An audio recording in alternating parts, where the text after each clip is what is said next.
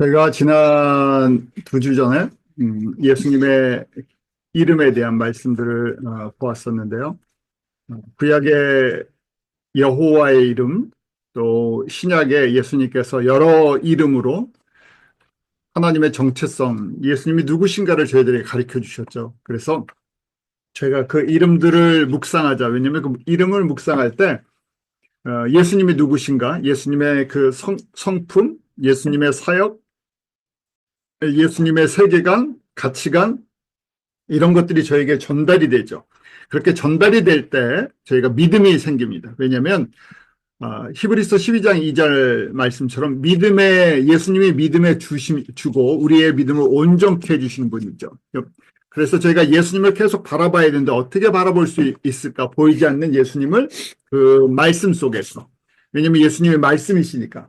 근데 더 좁게 구체적으로 얘기하면 그 이름 속에서 이름을 저희가 묵상하다 보면 그 여러 상황 속에 저희가 겪는 여러 상황 속에 맞는 이름들을 묵상하다 보면 믿음이 자라죠. 왜냐하면 그분이 예수님이시니까. 그래서 우리 믿음의 그 의미에 대해서, 믿음의 뜻에 대해서 히브리서 11장 1절에 믿음은 바라는 것들의 실상이요 보지 못하는 것들의 증거다라는데, 실상이나 증거나 같은 얘기인데 파운데이션, 우리 믿음의 기초, 우리의 믿음의 파운데이션이 무엇인가? 다른 것이 아니라 예수님에 대한 것이죠. 그 예수님이 누구신가? 예수님이 무엇을 하기 위해 이 땅에 오셨나? 또 지금 무슨 일을 하고 계시는가? 어떻게 하나님의 나라를 이루실 건가? 그 주인공이, 그 일을 이루시는 분이 예수님이기 때문에 거기에 대한 저희가 믿음이 있어야 한다는 것이죠. 믿음의 조상들에 대한 말씀을 잠깐 나눴었는데, 믿음의 조상들은 우리가 지금 온전한 예수님을 보지를 못했어요. 왜냐하면 구약에서는 예수님이 아직 오시지 않았기 때문에 한 조각의 구름 같은 한 조각의 그림만 보았죠. 그래서 이사야 선지자는 고난의 종으로 오시는 예수님을 보고 저희들에게 기록을 남겨줬는데 그 한 조각을 붙들고 어떻게 있습니까? 끝까지 그 길을 걸어갔어요. 이 히브리서 11장의 분들이 다 그런 거예요. 저희가 아브라함도 그렇고 모세도 그렇고 하나님께서 다 보여주신 것이 아니라 오실 예수님이 누구신가, 어떤 일을 행하실 거고 어떤 분이신가에 대한 조각 그림을 보여주셨는데 그걸 붙들고 세상의 영광이나 권세를 다 포기하고 하늘의 소망을 갖게 되었죠. 그래서 믿음의 조상이 됐어요. 그런데 저희는 어떻습니까? 한 조각이 아니라 완전한 그림을 보고 있어요. 또 교회 2000년의 역사를 통해서 예수 그리스도의 나라가 교회를 통해서 어떻게 증거되고 세워질지에 대한 누구보다도 거의 완전한 그림들을 보고 있어요. 저희 비교해 본다면 500년 전에 종교개혁을 일으켰던 칼빈이나 마틴 루터도 저희가 지금 알고 있는 만큼의 성경 지식을 갖고 있을 수가 없었죠. 왜냐하면 그분들은 그때 막 이제 눈이 떠졌던 시대고 저희들에게 그걸 정리해서 나눠주셨고 500년 동안에 그 성경에 대한 많은 진리들이 신학자들과 목회자들을 통해서 저희들에게 전달되었죠. 그래서 지금은 저희가 엄청난 양의 인포메이션을 갖고 있는데 문제는 우리가 그걸 먹고 소화를 안 시키니까 믿음은 거꾸로 자라질 않는, 교회를 다니는데 믿음이 굉장히 약하죠. 그래서 파운데이션이 약하니까 이런 도전들이 있어요.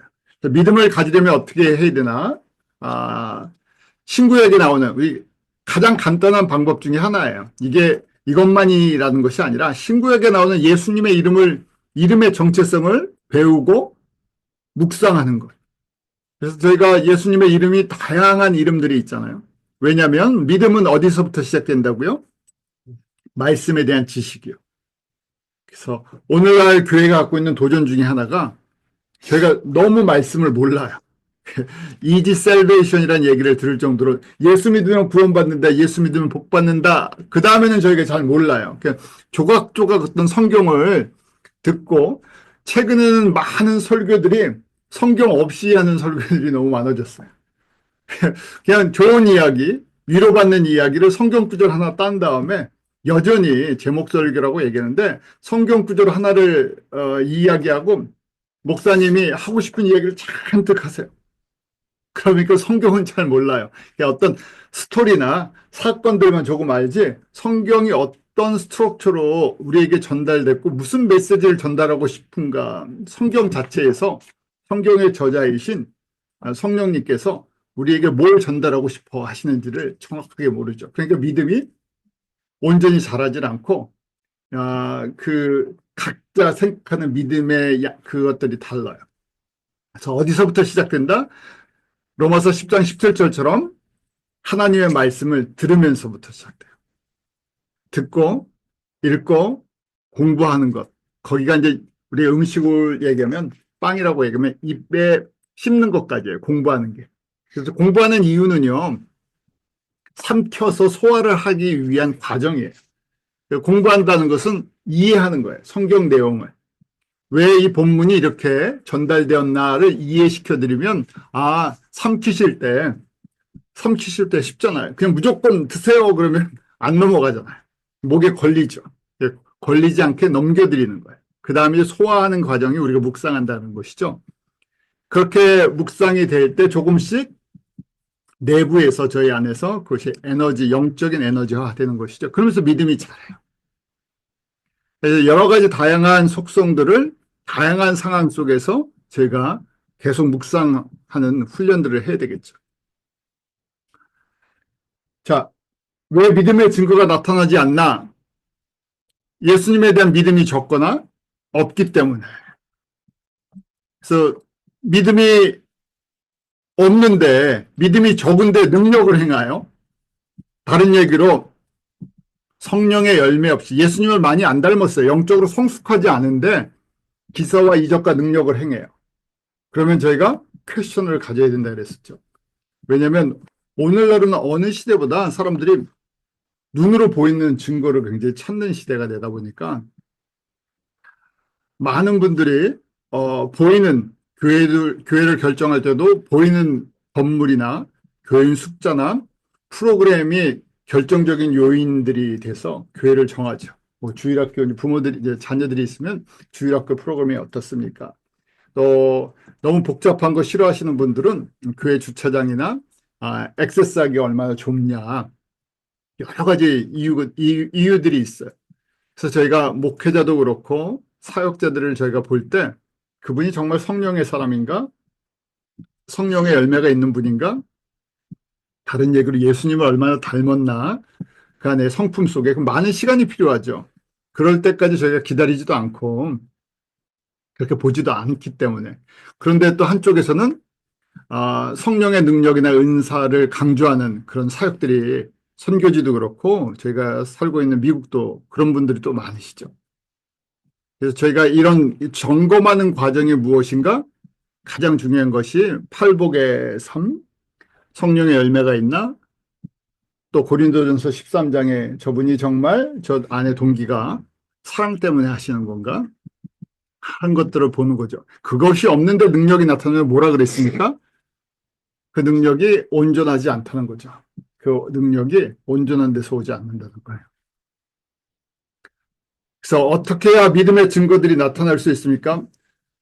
모든 성도들에게 적용되는 거예요. 그럼 목회자나 뭐 교회 지도자들만 아니라 우리 개인의 믿음의 영 속에서 어떻게 해야 내가 믿음으로 성장하고 믿음의 열매들을 맺을 수 있나? 첫 번째는 말씀을 배우는 것부터 시작된다 그랬죠. 말씀을 배워야 된다. 모든 성경 말씀은 누가복음 24장 27절 말씀처럼 모든 성경은 예수님이 부활하신 다음에 말씀하셨죠. 나에 대한 증거다. 구약의 말씀이나 시편이나 선지자나 그다음에 사복음서는 오시기로 약속한 예수님이 이분이시다 하는 것을 저희들에게 증거해 준 것이죠. 서신서는요. 그 예수 그리스도의 복음을 받고 거듭난 하나님의 자녀들이 어떻게 믿음의 길을 걸어가야 하나. 그리고 계시록은 다시 오실 예수님. 그리고 완성될 하나님의 나라. 이 그림이 구약부터 요한계시록까지 그림이 그려져야 돼요. 왜냐하면 우리에게 다 주셨는데 이 그림을 안 그리고 신앙생활하면 어떻게 되겠습니까? 내가 복음, 내가 믿음으로 만들어져요. 예수님이 원하시는 믿음의 그림을 다 그려주셨는데 그걸 안 보니까요. 그림을 안 보니까 어떻게 돼요? 내가 생각하는 믿음이에요.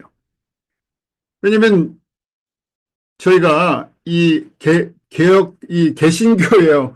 개신교, 종교개혁 이후에 누구나 다 만인 제사장이라고 누구나 다 예수님 앞에 나아갈 수 있고 누구나 다 하나님의 자녀의 권세를 가졌어요. 그러다 보니까 각자 신학을 만들 수 있어요.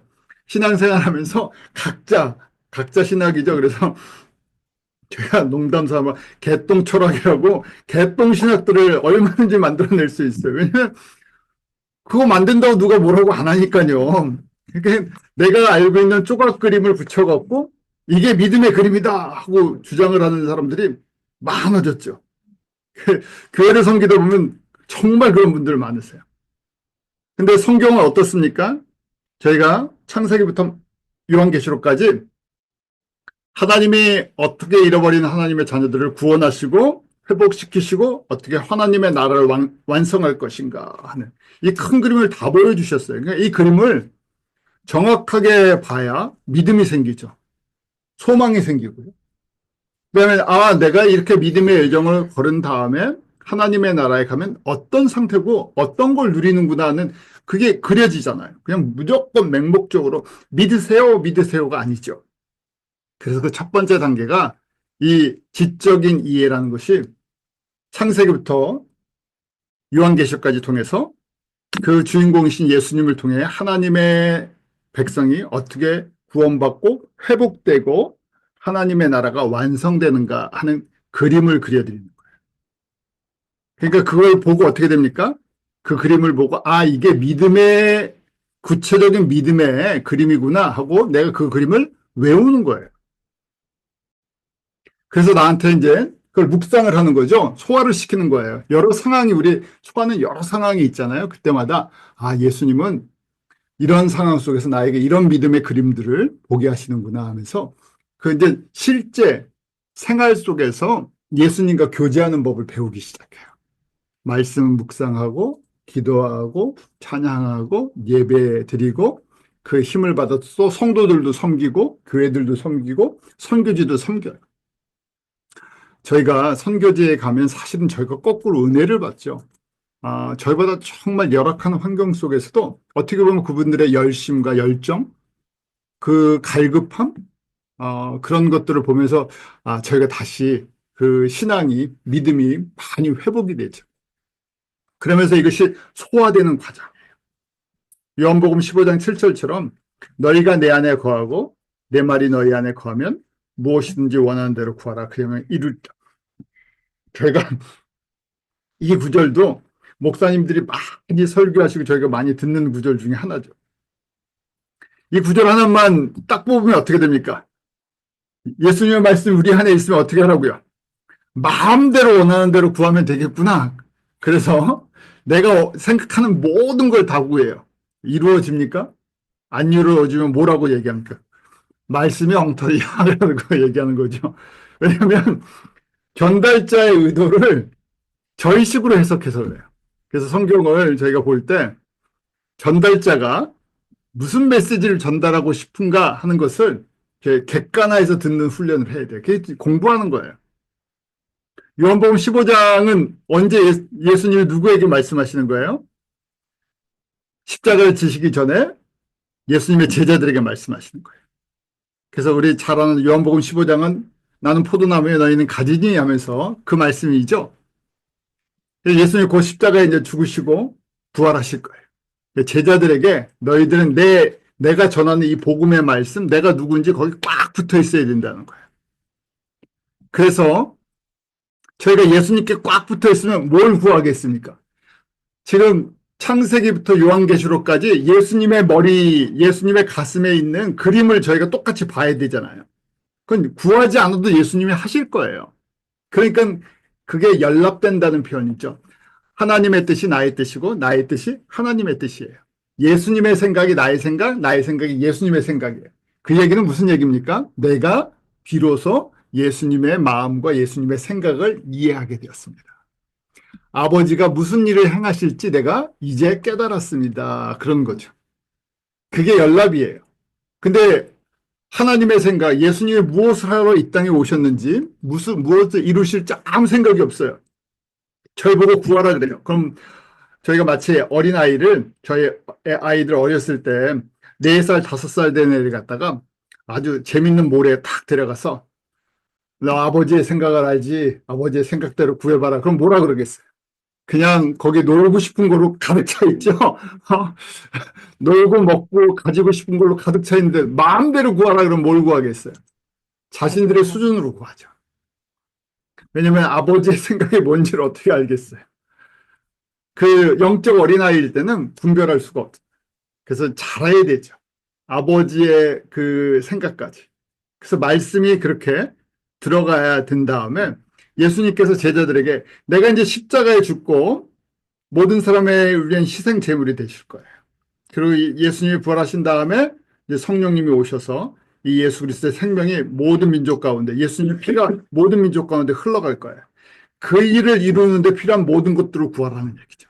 왜냐하면 내가 그걸 그 일을 이룰 거기 때문에. 왜냐하면 너희를 그 일을 위해서 내가 뽑아서 세운 나의 제자들이에요.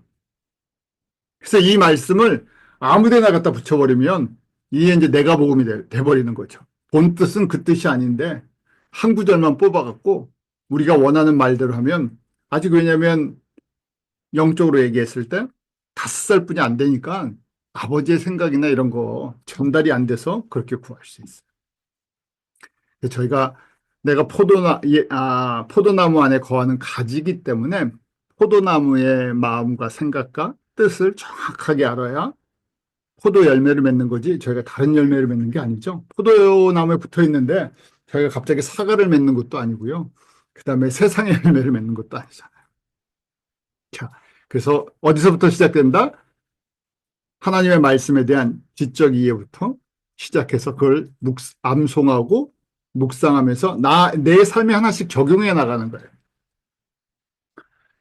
예수님의 이름을 믿는 자들에게 예수님께서 이런 능력을 허락해 주신다고 마가복음 16장 17절 18절 마가가 전해주는 그레이 커미션 지상 사명의 말씀 속에 있어요. 그러니까 지상 사명을 할 때 하나님의 뜻을 알고 예수님을 닮아가면서 지상 사명에 순종할 때 이런 능력도 허락해 주신다는 거예요. 예수 그리스도의 복음을 증거하기 위해서 귀신을 쫓아내고 뱀을 집으며 독을 마셔도 해를 당하지 않고 병든 자에게 손을 얹은 즉 낫게 해주시겠다. 주사역이 아니에요. 이것은 주사역이 아니라 예수님이 누구신가를 증거하는데 필요하면 이런 것들을 허락해 주세요. 그래서 귀신을 쫓아내는 사역들이 특히 선교지 같은 데 많이 일어나죠. 우리 아프리카 같은 경우에는 주술 신앙이 너무 강해요. 그래서 거기에는 항상 이 귀신을 쫓아내는 사역들이 쫓아다니죠. 왜냐하면 그 사람들이 너무나 악한 영에 대한 두려움과 그런 존재에 대한 인식이 있어갖고 반대로 거기에서는 성령의 능력으로 예수님의 이름으로 귀신을 쫓아내는 사역들이 있죠. 또 뱀을 집으며라는데 그렇다고 진짜 뱀을 막 집으면 어떻게 되겠습니까? 물려요. 사도 바울이 항상 뭐 다니면서 뱀 집었습니까? 아니죠. 뱀을 집으려고 했던 것이 아니라 우리 말타 섬에서 사도행전에 보면 그 나뭇가지에 뱀이 있는 줄 몰랐었죠. 근데 물렸는데 죽지 않았어요. 그때 그 지역에 있는 사람들이 이 하나님의 능력이 임했다면서 복음을 듣기 시작하죠. 그런 목적이에요. 그래서 그런 특별한 목적 아니면 여기서 또 영적으로 보면 용이나 뱀이나 마귀를 상징하는데 마귀에게 공격을 받지 않는다는 거예요. 마귀가 더 이상 두려움의 존재가 아니라는 것이죠. 마귀가 아무나 공격을 하는 것이 아니라 이런 사람들은 공격할 수 없다는 거예요. 또 독을 마셔도 근데 저희가 왜 독을 마시겠습니까? 뭐 하나님의 능력을 보여주겠다고 무슨 독을 마시는 게 아니라 하나님께서 기본적으로 건강도 특별한 경우에 지켜주실 수 있죠. 또 우리가 독이 영적으로 보면 이 복음을 파괴시키는 하나님의 말씀을 변질시키는 독들, 영적인 독들 그런 것에 의해서 피해를 입지 않는다 이렇게 볼 수도 있어요. 이단 교리 같은 것, 그다음 병든 자를 치유하는 것 필요하시면 병든 자를 육신의 병도 또 정신의 병도 치유하시죠. 중요한 건 이게 주사역이 아니라는 것입니다. 매주 이 사역을 하게 되면 문제가 생겨요. 왜냐하면 모든 사람들 다 이렇게 치유하시지 않기 때문에. 그래서 저희가 은사주의 교회나 어떤 이런 사역을 하시는 분들이 끝이 문제가 생기는 게 매주 사람들이 뭐 이런 사람들이 많죠. 이렇게 하다 보니까 교회가 또 복음이 변질이 돼서 다른 쪽으로 흘러가는 경우를 종종 보아요. 사도 바울도 우리가 사도행전을 통해서도 보았었잖아요. 사도 바울이 항상 이 사역을 하고 다니지 않았어요. 예수님의 제자들도 항상 이 사역을 하고 다니지 않았어요. 주 사역은 무슨 사역이다? 예수 그리스도의 복음을 증거해 주는 사역이에요. 필요할 때, 그 안에 영적인 전쟁이 있을 때 이런 것들을 허락해 주실 수도 있고, 세상의 메시지가 공격할 수가 없고 하나님이 함께 하시는 증거들을 허락해 주시죠. 이런 증거 아니래도 하나님이 함께 하시는 많은 증거들을 누구에게요? 지상 사명에 순종하는 사람들에게. 지상 사명을 순종하는 거에 우선순위가 뭐가 있죠? 저희가 잘 아는 것처럼 지상 계명, 수직 계명이 먼저라는 얘기예요. 내가 마음과 성품과 뜻과 힘을 다하여 주 너의 하나님을 사랑하라 하는 사랑의 동기가 없을 때 많은 사역을 해도 예수님께서는 영광을 받지 못하시죠. 왜 그렇습니까? 마음이 청결하지 않기 때문에. 동기가 순수하지 않기 때문에. 동기가 순수하지 않다는 것은 우리가 사역이 잘 돼요. 특별히 이제 저희 같이 이제 앞에 서서 사역을 하시는 분들은 굉장히 이게 조심스러운 부분이에요. 사역이 잘 돼서 누구 때문에 사역이 잘 된다고 생각하면요. 나 때문에 잘 된다고 생각하면 누가 영광을 받는 거예요? 내가 영광을 받는 거예요. 그러면 그때부터 뭐가 없어져요? 위에 열매가 없어져요. 예수님이 하시는 거죠. 저희는 뭐 어떤 존재들이죠? 예수님의 도구들이에요. 예수님께서 안 해주시면, 허락 안 해주시면 저희는 아무 존재도 아니잖아요. 우리에게 섬길 수 있는 은혜, 아버지를 위해서 일할 수 있는 은혜를 베풀어 주셨어요. 그래서 저희가 받는 진정한 의미의 상급은, 그 영광은 어디에서 받는 겁니까? 하나님 나라에서요. 새하늘과 새 땅에서. 여기서 받는 건 뭐예요? 그냥 약속의 증표들이에요. 조그만 약속의 증표들. 그래서 필요하면 이런 여러 가지 영적인 약속도 허락해 주시고 물질적인 것도 허락해 주시고 자녀에게 복을 주시기도 하고 기업에게 복을 주시기도 하고 건강에 복을 주시기도 해요. 그건 하나의 그냥 선물들이지 그것이 우리가 받는 본질적인 것이 아니죠.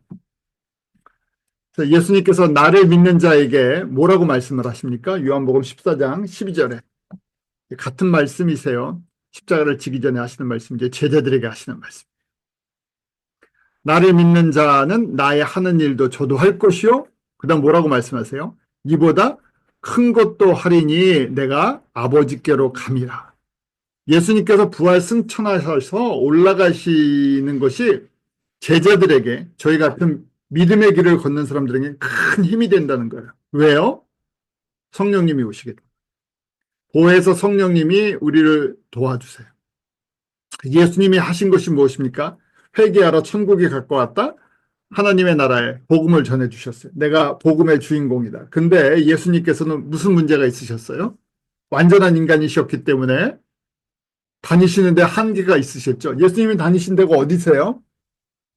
이스라엘 땅을 거의 벗어나지 못하셨어요. 기껏 가셔야, 저희로 얘기하면 이스라엘 벗어나서 오늘날의 베이루트, 그 다음에 가자지구, 요르단, 그 근처까지 거기에 맥시멈 범위셨어요. 근데 저희는 어떻습니까? 저희는 어디든지 갈 수 있어요. 한 주 전에 파라과이에 갔다가 제가 지금 여기 와 있고, 그 다음에 저에게 또 이 문명이 발달되다 보니까 인터넷을 통해서 어디서든지 말씀을 나눌 수 있는 그런 시대가 됐죠. 그래서 앞으로 10년 후를 한번 보는 거예요. 10년 후에는 저희가 정말 전 세계에 그렇게 있는 분들을 이 줌이나 온라인 시스템을 통해서 얼마든지 섬길 수 있겠구나. 직접 우리가 피지컬리 가지 못해도 이런 도구들을 통해서 더 넓게 섬길 수 있는. 그래서 예수님께서 말씀하시잖아요. 이보다 더 큰 것들. 예수님께서 제자를 삼고 사역을 하신 범위가 이스라엘 땅을 벗어나지 못하셨어요. 그런데 저희로 얘기하면요. 저희가 지금 미국에 살고 있고, 캐나다에 살고 있고, 저희가 아프리카도 가고, 원한다면 남미도 가고, 중미도 가고, 그 다음에 아시아도 갈 수 있고, 전 세계를 갈 수 있어요. 24시간, 아무리 먼 곳도 사실은 24시간에서 30시간이면 다 가죠. 다 갈 수 있는 거리에 저희가 있잖아요. 그래서 예수님께서 이렇게 물리적인 것도 또 영적인 것도 말씀도 저희에게 다 허락하신 마지막 추수라는 것이 이런 의미예요. 모든 것이 풍성해. 모든 도구가 다 가능해요. 결국 무엇이 저희가 필요합니까? 이 외형적인 것은 너무나 잘 갖췄기 때문에 내면의 것들, 그 다음에 필요한 본질적인 것들을 우리가 나눠줘야 되죠. 믿음의 성장은 성장이 되기도 하고 약해지기도 해요. 항상 이게 변동이 돼요. 우리 나이는 계속 드는데요. 영적인 건 그렇지 않죠. 30년이 돼도 5살에 머물 수 있어요. 한 10살까지 자라다 5살로 떨어질 수도 있어요. 좋은 건지 나쁜 건지 각자 한번 생각해 보세요. 저희가 믿음의 나이가 한 20살까지 자라다가 거꾸로 10살, 5살로 내려가기도 해요. 왜 그렇겠습니까? 나이는 그렇게 안 돼요. 육신의 나이는 그렇죠? 육신의 나이는, 근데 영적인 나이는 왔다 갔다 해요. 믿음의 성장은요. 무엇 때문에요? 먹는 것 때문에요. 왜냐면 말씀을 최소한 계속 먹어줘야 잘할 수 있는 가능성인데, 말씀을 먹다가 멈추면요. 거기서 멈추죠. 그 다음에 잘못된 말씀을 자꾸만 먹으면요. 그 다음에 거꾸로 가요. 그 다음에 그 잘했던 것까지 병이 들어버려요. 그래서, 아, 누가복음 17장 5절에도 사도들이 주께 여짜오되 우리에게 믿음을 더해 주소서 하죠. 어떻게 믿음이 더해집니까? 예수님이 누구신가를 아는 말씀에서부터 시작이 돼요. 그 3년 공생애를 했지만 제자들의 믿음이 완전하지 않았죠. 성령님이 오신 다음에 그 말씀들이 이제 깨달아지기 시작했어요. 경험하기 시작하죠. 사역을 하면서 또 경험을 해요. 그러니까 베드로가 베드로 전서를 쓸 때 그때가 성숙한 시간이죠. 사역도 경험하고 은혜도 경험하고 말씀도 경험하고 이제 노 사도가 됐을 때 깊이 그 은혜를 갖다 깨닫고 베드로 전후서를 저희들에게 남겨주죠. 누가복음 22장 32절에서도 믿음이 떨어지지 않도록 이런 말씀을 하세요. 믿음이 떨어지지 않는다. 믿음이 떨어진다? 예수님의 이름, 예수님의 정체성에 대한 것이 흔들린다는 얘기예요. 자, 믿음이 연약한 자들이 항상 있어요. 저희가 이거 항상 겸손해야 되는 이유가 있어요. 왜냐하면 믿음도 무엇이기 때문에요. 은혜의 선물이에요. 인간적인 노력으로 믿음이 자랄 수 있다 그러면 열심히 있는 사람들은 다 믿음이 크겠죠. 근데 이게 은혜의 분량이 포션이 있는 것처럼 믿음도 주시는 분이 예수님이세요. 그래서 믿음의 주여 온전케 하시는 예수를 바라보자. 히브리서 12장에 그렇게 저희가 증거되어 있죠. 그 믿음을 주시는 분이 예수님이세요. 어떻게 주시나? 은혜로 주세요. 그러니까 내가 믿음이 좀 커요. 믿음이 잘했어요. 그래서 믿음이 연약한 사람 보면 답답할 때가 있어요. 그런데 정지하지 말자는 거예요. 그래서 로마서의 14장 1절에 믿음이 연약한 자를 너희가 봤되 그의 의심하는 바를 비판하지 말라. 왜냐하면 믿음이 작기 때문에 삼키지 못한다는 얘기예요. 삼키지 못한다고 정죄하지 말라는 얘기예요. 그냥 믿음이 약하면 하나님께서 여기까지 베풀어 주셨군요. 이만큼까지 베풀어 주셨군요. 그럴 수밖에 없는 거예요. 사람도 음식 먹는 소화량이 다 다르잖아요. 그래서 골고루 잘 먹을 수 있으면 얼마나 감사해요. 말씀도 그래요. 말씀도 골고루 잘 먹을 수 있으면 감사하죠. 저희가 도와드리는 거는 잘 먹을 수 있도록 준비 과정을 시켜드리는 거예요. 어떻게 하면 잘 먹을 수 있습니까? 은혜를 사모하셔야 돼요. 그 다음에 이 말씀을 정리해서 쉽게 정리해 드리잖아요. 일단 받아서 넘기는 연습을 하셔야 돼요. 소화되는 건 그 다음이에요. 왜냐면 넘겨놔야 어떻게 됩니까? 우리 소가 이 되새김질을 하잖아요. 저희도 일단 그때는 말씀이 잘 이해가 안 가도 그냥 예수님이 이렇게 말씀하셨으니까 어떻게 하시라고요. 일단 힘들지만 꿀꺽 삼키자. 꿀꺽 삼키고 시간이 지나면 어느 상황 속에서 그 말씀이 삼켜놨기 때문에 소화가 조금씩 녹아져요. 먹자마자 녹아지면 얼마나 좋겠습니까? 제자들도 그게 안 됐던 거예요. 바울도 그게 안 됐던 거예요. 바울이 지금 로마서 14장 1절에 연약한 자를 너희가 봤대 의심하는 바를 비판하지 말라. 나는 완벽하다는 얘기가 아니죠. 나도 비판을 했다는 얘기예요. 그러니까 어때요? 갈라디아서를 쓸 때 어떻게 합니까? 갈라디아서 할 때 베드로를 막 공격했었죠. 갈라디아서를 저희가 주 49년에 기록했다고 보잖아요. 1차 선교 여행 마치고 혈기 왕성할 때 베드로의 눈을 보니까 대사도라는 베드로가 그 바울의 눈을 볼 때 대사도라는 베드로가 어떻게 보여요? 너무 연약해 보여요. 그 할례를 받은 유대인 기독교인들 그 사람들 영향력이 세니까 그 사람들 딱 오니까 어떻게 해야 돼요? 그 사람들 비율을 맞춰주잖아요. 그러니까 이 화가 나갖고 분노가 거룩한 분노가 일어나서 갈라디아서를 기록할 때 굉장히 거칠게 표현했어요. 그 예루살렘에 유명하다는 자들 나랑 상관도 없는데 하면서 아주 거친 말을 쏟아내요. 근데 지금 로마서 14장을 쓸 때는 언제입니까? 주 57년.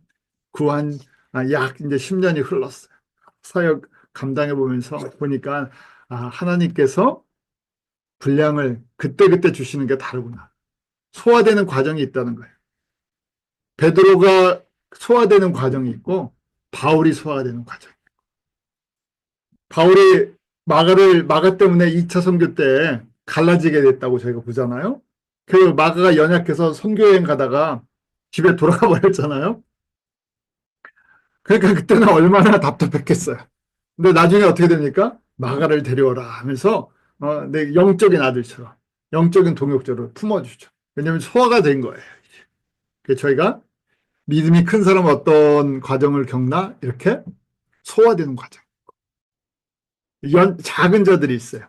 작은 자들의 특징, 믿음이 적으면 어떻게 됩니까? 두 주인을 섬긴다는 거예요. 교회에 저희가 70에서 80%의 사람들이 어떤 사람들이에요? 믿음이 적은 자들이에요. 그래서 믿음이 적은 자들이 70에서 80%의 사람들이 있기 때문에 어떤 모습이 있습니까? 대표적으로 두 주인을 씁니다. 교회에 와서는 예배를 드리는데 나가면 어떻게 됩니까? 뭐가 주인이에요? 돈이 주인이에요. 왜냐하면 예수님도 말씀하시죠. 마태복음 6장 24절에 한 사람이 두 주인을 원래 못 섬겨요. 그런데 저희는 섬긴다는 거예요. 그게 이제 우상이죠. 이스라엘 사람들이 출애굽해서 계속 두 주인을 섬겼잖아요. 모세가 있으면 여호와를 섬겼다가 모세가 안 보이면 불안하니까 어떻게 돼요? 금송아지 옛날 애굽에서 섬겼던 거 계속 섬겨와요. 양다리 거친다 그러죠. 그래서 우리 광야 40년은 양다리 걸치는 그 과정이 그거 빼내는 우상 섬기는 거 빼내는 훈련을 하는데 그래야 주님께서 쓰실 수 있으니까. 근데 그걸 제대로 하는 사람이 많지 않죠. 왜냐하면 약해서 그래요. 그래서 두 주인을 못 섬기는데 섬긴다는 거예요.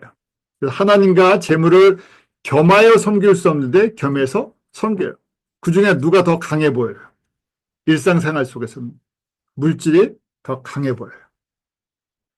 그래서 지금 마태복음 5장, 6장, 7장 우리 산상수훈이잖아요. 제자들 너희는 그러지 말라는 얘기예요. 두 주인 섬기지 말아라. 누구만 섬겨라?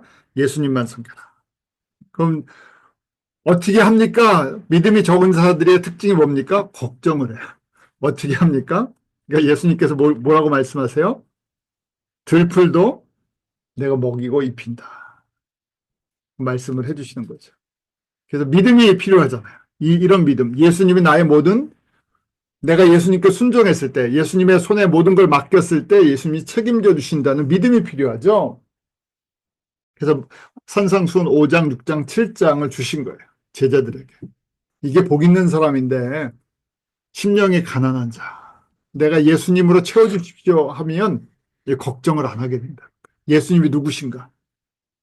그래서 예수님이 누구신가를 생각하니까 때를 따라 우리의 필요를 모든 걸 공급해 주시고 자기의 생명까지 주시는 분 여호와 이레 하나님을 한번 묵상하게 되는 거죠. 이름을요. 뭘 주기 원하십니까? 단순하게 먹고 사는 문제가 아니라 우리의 영혼까지도 책임져 주시죠. 또 신명기 15장에 보면 우리 깃둘린 종에 대한 말씀이 나오죠. 종이 두 종류가 있다 그랬어요. 어떤 종이요? 하나는 6년 섬기고 7년째에 자유가 되는 히브리 종이 있고, 한 사람은 자유를 줬는데 내 주인이 너무 좋아서 나는 주인에게 영원히 그냥 주인의 집에서 살기를 원합니다. 그러면 귀를 뚫어요. 그래서 그건 귀 뚫린 종인데, 그럼 주인이 끝까지 책임져 줘요. 그때부터는 그냥 종이 아니라 가족의 일원같이 주인이 책임져 주죠. 그래서 나는 주인이 원하는 일만 하면 돼요. 그러면 주인이 나의 모든 것들, 나의 자녀까지 다 책임져 주죠. 그 예수님께 맡기는 사람들, 지금 제자들이라는 거죠. 제자들은 예수님께서 끝까지 다 책임져 주신다는 거예요. 그러니까 저희가 그게 믿음이잖아요. 어떻게 우리가 그렇게 신뢰할 수 있습니까? 구약의 그 여호와의 이름부터, 또 지금 신약에 나오는 예수님이 어떤 분이신가? 어떤 이름을 갖고 계신가? 어떻게 공급해 주시는가? 믿음이 적을 때 그 변화산 사건 이후에 어린아이를 고치지 못한 제자들이 묻죠. 왜 우리는 이 귀신을 쫓아내지 못합니까? 왜 못 고칩니까? 했을 때 믿음이 적기 때문에 그렇다. 믿음이 적은 이유가 무엇이죠? 예수님이 누구신가에 대한 확실한 신뢰감이 없어서 그래요. 그러니까 우리가 정말 다양한 우리 삶의 다양한 경험들이 있잖아요. 그때마다 예수님이 우리와 함께 하시는 것들을 경험해 봐야죠. 내가 하는 게 아니라 예수님이 어떻게 나의 삶을 인도하시고 채우시고 만들어 주시나. 그래서 그 과정 속에 꼭 필요한 것이, 예수님의 제자들도 사실은 3년 동안 저희가 학교에서 공부한 거죠. 아카데미 코र्스예요. 3년 동안 집중적으로 예수님한테 배웠는데, 그 배울 때는 어떻게 됐습니까? 먹기는 먹었는데 소화는 안 됐어요. 그대로 갖고 있었죠. 예수님이 십자가에 달려 돌아가실 때 제자들이 그것을 찬성하지 않았어요. 왜냐하면 이해가 안 되는 거예요. 왜 우리 마스터가 죽으려고 하나, 그래서 막으려고 했죠. 예수님께서, 왜냐하면 그 당시 제자들에게는 메시아가 로마 제국의 정권을 무찌르고 이스라엘의 그 물리적인 독립을 이루시는 하나님이라고 생각을 했죠. 근데 그게 아니라 너무 힘없이 십자가에 죽는 걸 보면서 낙심하게 돼요.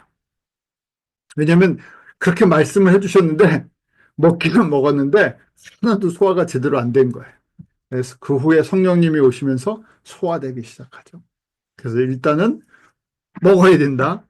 때가 돼서 소화시켜 주시고, 소화되는 게 이제 점점 늘어나면 자라기 시작한다는 거죠. 믿음의 사람들이 있어요. 이 공생애 중에 대표적인 믿음의 사람들이 있는데, 그 첫 번째가 마태복음 8장에 나오는 가버나움의 백부장이에요. 백부장의 하인이 중풍병에 걸렸죠. 그때 그 백부장이 뭐라고 이야기합니까? 말씀으로만 하옵소서. 우리 집에 오실 필요 없다. 말씀으로만 하면 내 하인이 낫겠습니다. 하인의 믿음이 아니라 누구의 믿음이요? 백부장의 믿음. 어떤 믿음이 있었어요? 말씀만 하시면. 왜냐하면 이 예수님이 메시아이기 때문에, 치유자이기 때문에 말씀으로 고치실 수 있습니다는 믿음이 있었어요. 그래서 예수님이 뭐라고 말씀하십니까? 이스라엘 사람 중에, 백부장이라는 얘기는 뭡니까? 로마 사람이죠? 이스라엘 사람 중에도 이런 믿음이 없다 얘기를 하세요. 어떤 믿음이요? 예수님이 하나님의 아들, 하나님이시라는 거예요. 이 사람이 뛰어나서 이걸 깨달았나요? 아니죠. 은혜를 베풀어 주셨어요. 어떤 은혜를 베풀어 주셨습니까? 이방인인데 예수님이 누구신지를 볼 수 있고 믿을 수 있는 은혜를 베풀어 주셨어요. 그래서 저희가 이 사건은 동시에 예수 그리스도의 복음이 이방인들에게 증거될 것이라는 것에 대한 이 미리 보여주는 그런 사건이다. 이스라엘 제자들도, 이스라엘 사람들도 예수님이 누구신지를 오셔서 직접 보여주시고 말씀하시고 권세를 보여주셔도 믿지 못했어요. 그런데 이방인인 이 사람이 이런 믿음을 가졌죠. 그래서 이 복음이 이방인들에게 놀랍게, 예수님께서 그 영의 눈을 열어주셔서 이방인들이 눈뜰 것을 미리 보여주신 거죠. 또 누가복음 18장 8절에 보면 인자가 올 때 세상에서 믿음을 보겠느냐? 말세 때 믿음을 보시겠다는 거예요. 저희가 그러잖아요. 오늘날 저희가 성경 학자가 되려면 어느 시대보다도 저희 갖고 있는 인포메이션이 어느 시대 성경 학자보다도 우리 그냥 일반 평신도들이 더 많은 내용들을 가질 수 있어요. 옛날에 신학교에 가면 라이브러리 가서 사전 찾는 법도 배웠어요. 히브리어 성경이나 헬라어 성경을 보려면 그 알파벳부터 사전 찾는 것까지 1년이 걸려요. 읽고 뭐 다른 거 하는 거 아니에요. 사전 찾아서 해석하는 거 하는데 1년이 걸려요. 공부를 하려면요. 왜? 일단 읽을 줄 알아야죠. 문법이 뭔지 알아야죠. 단어가 뭔지를 알아야 그 다음에 그 사전을 찾을 거 아니에요. 원어 사전을요. 근데 지금 어떻습니까? 그냥 구글이 다 해주고요. 성경 소프트웨어가 다 있어요. 무료로 그냥 나눠드려요. 그래서 클릭만 하면 다 설명까지 한글에서 영어, 영어에서 원어, 원어에서 다시 한글로 다 돼 있어요. 그 알파벳도 모르셔도 사실은 상관이 없어요. 안 읽으실 거면 그냥 옆에 한글로도 다 써주고 영어로도 써주니까. 근데 그거 하는 데만 1, 2년이 걸려요. 그래서 그 내용까지 어떻게 사용되나, 몇 번 사용됐나, 그것까지 다 사전이 다 나와 있어요. 그래서 여러분들 원하시면 다 보실 수 있어요. 무슨 얘기예요? 지식은 신약 학자, 구약 학자 이상의 지식을 가질 수 있어요. 근데 문제는 뭡니까? 지금요? 믿음이 있는 사람이 너무 적다는 얘기. 지식은 있는데 안 찾아요, 사실은. 또 찾으라 해도 일부 사람들만 너무 또 그걸 찾아갖고 엉뚱한 데로 써요. 믿음이 자라는 데 쓰지 않고 엉뚱한 데다 쓰고 생명을 살리는 데 쓰지 않아요. 우리 가나안 여인에 대한 이야기가 있죠. 마태복음 15장에 수로보니게 가나안 여인. 우리 오늘날에 페니키아 제가 좀 전에 이야기했던 그 이스라엘 북쪽에 무슨 나라죠? 베이루트 있는데 그 나라 사람이에요. 마태복음 15장 25절에 보면 그 여자에게 뭐라고 말씀하세요? 내 믿음이 크도다 내 소원대로 되리라. 그 딸 때문에 일이 있었죠. 그래서 어떤 믿음이 있었어요? 예수님께서 그 개에게 떨어지는 부스러기 같은 그 빵 조각 생명의 부스러기만 줘도 내 딸이 낫겠습니다. 그러니까 예수님이 지나만 가셔도 예수님이 만점만 주셔도 예수님의 말씀만 내주셔도 왜요? 예수님이 누구신지를 알기 때문에 예수님이 어떤 분이신지 알기 때문에 창조주시고 전능하신 만유의 주님이시고 어제나 오늘이나 영원토록 동일하신데 그 안에 동기가 무엇 때문에 이렇게 움직이세요? 사랑의 주님이세요. 우리에게 뭘 주기를 원하세요? 단순한 물질을 주기 원하세요? 아니죠. 우리에게 주실 생명을 주시는데 풍성히 주기 원하세요. 얼마큼이요? 지금부터 영원토록 썩지 않는 것으로. 저희가 하나님의 영광을 구하지도 않았어요. 저희가 사실은 하나님의 영광이 얼마나 큰지도 모르는데 하나님의 영광을 나눠주고 싶어 하세요. 우리가 하나님의 나라가 얼마나 큰지도 모르는데 저희가 너무 작으니까 저희는 어떤 걸 구합니까? 저희는 이 땅에 땅 한 평이라도 주셨으면 좋겠습니다. 예수님 믿고 그러는데 예수님은 무슨 얘기예요? 나는 이 땅에 없어질 땅을 주는 게 아니라 영원한 땅을 주고 싶으시다. 그래서 하늘의 땅의 넓이는 뭐로 재다고 말씀드렸어요? 별로 재야 된다 그랬었죠. 별로요. 별이라는 것은 스스로 빛을 내는 항체라고 생각하면 뭐 태양같이. 그럼 우리 태양 안에 우리 태양계가 다 들어있잖아요. 최소 단위예요. 근데 저희는 이 땅에 사니까 이 땅에 대한 믿음이 있어요. 어떤 믿음이요? 맨하탄 땅은 엄청나게 비싸다. 서울의 땅은 강남 땅은 엄청나게 비싸다. 어떻게 알아요? 매일 뉴스에 나오니까 알고 있죠. 그러니까 그렇게 계산을 해요. 그러니까 우리가 천국에 대한 믿음이 있으려면 천국의 땅은 누구에게 준다. 천국의 땅을 주실 마음이 있나? 정말 예수님이 말씀 속에서 봐야 되죠. 예수님이 주시겠다 그러잖아요. 팔복에서. 팔복이 몇 번째 복이죠? 세 번째 복이죠. 심령이 가난한 자, 애통하는 자, 그 다음에 온유한 자는 복이 있나니 땅을 기업으로 주신다. 이 땅의 기업이 아니라 하나님의 말씀 가운데 순종하는 자들, 하나님의 말씀 가운데 예수님을 닮아가는 사람들은 땅을 주고 싶으시대요. 그래서 그 땅의 넓이가 얼마나 되나? 저희가 새하늘과 새 땅을 보시면 돼요. 그래서 저희가 열심히 뛰는 거 아닙니까? 보이니까. 가끔 제가 표현하기를 제가 뭐 하는 사람이라고요? 브로커라고요. 여러분들이 땅을 많이 가지셔야 돼요. 왜요? 브로커비를 제가 받아야 돼요. 저희가 선교지도 마찬가지예요. 선교지에 있는 분들이 하늘의 기업을 받으세요. 그럼 누가 브로커비를 받으세요? 저희 팀이 같이 받는 거예요. 왜냐면 저희 팀으로 했으니까. 저희가 그래서 팀으로 하려고 하는 거예요.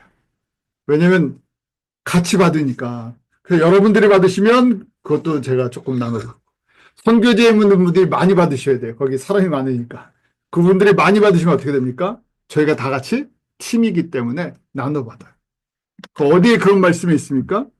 저희가 예수님께서 말씀해 주셨죠. 팔복에도 말씀해 주시고, 그 다음에 요한계시록에 땅의 왕들이 영광과 권세를 가지고 새 예루살렘에 들어오는 모습을 보여주셨잖아요. 그때 땅이 새로워질 때 다스리는 권세가 있구나. 그리고 그분들을 뭐라고 부릅니까? 그 새 예루살렘에 들어가는 사람들을 계시록에 보니까 예수님께서 내 신부다 하고 말씀하시는 거예요. 그러니까 누구에게 맡기기를 원하세요? 내 신부들에게 맡기기를 원하세요. 그래서 신부의 조건들이 무엇인가? 또 성경에 나와 있어요.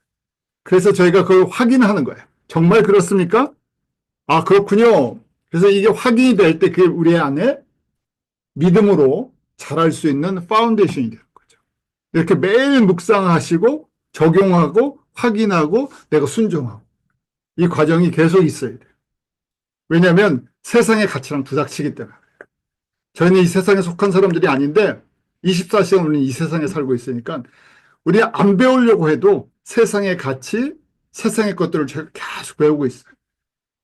점점 어려워지죠. 왜냐하면 세상을 너무 많이 알아요.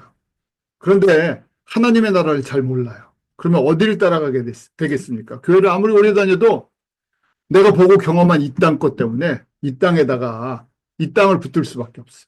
여기서 저희가 50년, 60년, 70년, 80년을 살아왔기 때문에 알면서도 여기를 붙들어요. 왜냐하면 아무것도 못 가져간다는 걸 아는데도 사람들이 이걸 놓지를 못해요. 왜? 여기에 대한 믿음이 있어서. 반대로 여기 있는 걸 내려놓으려면 어떻게 합니까? 말씀을 통해서 하나님의 나라를 볼 줄 알아야 되죠. 저희가 이런 은혜가 저희들에게 있기를 원합니다. 기도하죠. 하나님 아버지, 이 밤에 하나님의 말씀을 통해서 다시금 우리의 믿음이 주님 안에 성장하기 원합니다. 온전해지기 원합니다. 순전한 믿음, 깨끗한 믿음으로 주님 앞에 드려지기를 원합니다. 이것이 또한 예수님께서 우리에게 주시는 선물인 것을 고백합니다. 사랑하는 모든 믿음의 귀한 동역자들, 우리 장로님, 권사님, 집사님, 또 저희가 섬기는 선교지에 있는 귀한 영혼들 가운데 이러한 믿음의 은혜를 베풀어 주시옵소서. 마지막 때 주님께서 우리의 믿음을 보신다고 하셨습니다. 썩어질 것들을 붙드는 것이 아니라 썩지 않는 예수 그리스도 안에 주님의 말씀을 붙들고 끝까지 승리하며 열매 맺는 복을 누리게 하여 주시옵소서. 감사하며 예수님 이름으로 기도하옵나이다.